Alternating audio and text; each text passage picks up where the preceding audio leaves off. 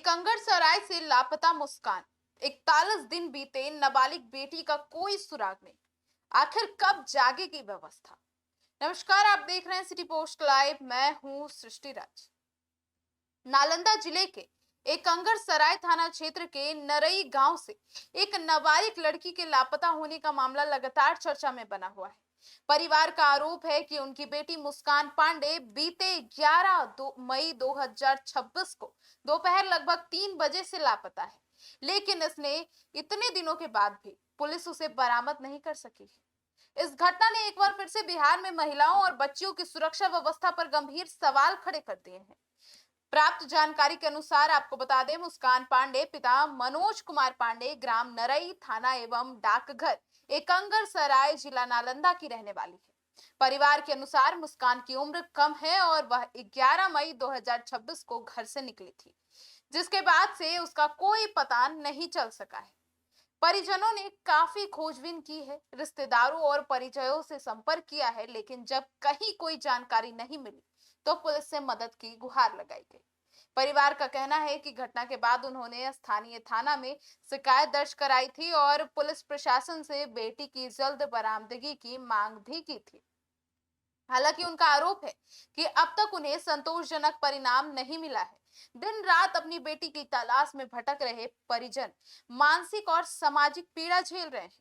माता पिता की आंखें आज भी अपनी बेटी की एक झलक पाने के लिए रास्ता देख रही है। यह मामला केवल एक परिवार की पीड़ा नहीं है, बल्कि एक प्रशासनिक व्यवस्था की कार्यशैली पर बड़ा तमाचा है।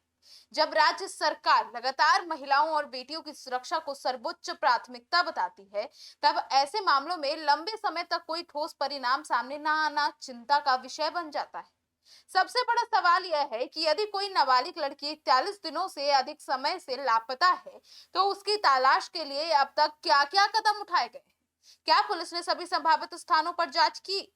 क्या तकनीकी माध्यमों का उपयोग किया गया? क्या आसपास के जिलों और राज्यों को सूचना भेजी गई? इन सवालों का जवाब जनता भी जानना चाहती है और पीड़ित परिवार भी। नालंदा जिला शिक्षा और विकास के लिए देश भर में जाना जाता है, लेकिन ऐसी घटनाएं जिले की कानून व्यवस्था और सुरक्षा व्यवस्था पर सवाल खड़े करती है। स्थानीय लोगों का कहना है कि लापता बच्चों और महिलाओं के मामलों में तेजी से कार्यवाही होनी चाहिए, क्योंकि शुरुआती कुछ दिन जांच के लिए सबसे महत्वपूर्ण होते हैं।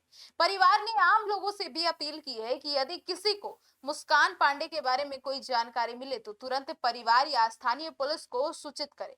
परिजनों द्वारा जारी मोबाइल नंबर 84211792233 पर भी संपर्क किया जा सकता है। आपको एक बार फिर से यह मोबाइल नंबर बता दें और मुस्कान की तस्वीरें हम लगातार आपको स्क्रीन पर दिखा रहे हैं।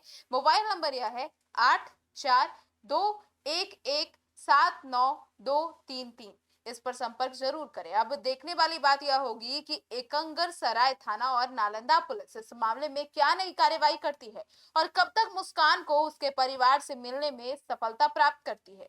फिलहाल परिवार की एक ही मांग है कि उनकी बेटी सुरक्षित वापस लौटाई जाए, लेकिन अभी भी बहुत से बड़े सवाल उठते हैं।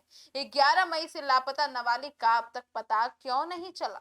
क्या पुलिस की जांच सही दिशा में आगे बढ़ रही है?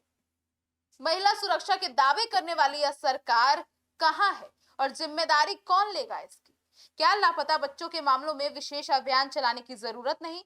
आखिर मुस्कान पांडे कब अपने परिवार के पास लौटेगी? और ऐसी मुस्कान पांडे कई हैं जिनका केस अब दब कर रह चुका है, जिनके परिवार वाले ये मान चुके हैं कि उनकी बच्ची या उनका बच्चा इस दुनिया में नहीं है, उनसे हमेशा के लिए दूर चला गया है।